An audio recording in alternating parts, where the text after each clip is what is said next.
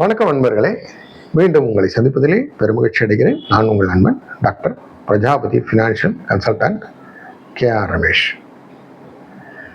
இப்பொழுது நிறைய கேள்வி என்ன இருக்குன்னா, என் குழந்தை என்ன படிக்க வைக்கலாம், அது படித்தா அவனுக்கு வாழ்க்கை வருமா, வாழ்க்கையினுடைய ஆதாரத்தை கண்டுபிடிப்பதற்காக ஜோதிடத்திலே நம்ம ஒரு தீர்வை கண்டுபிடிக்க வேண்டியிருக்கு.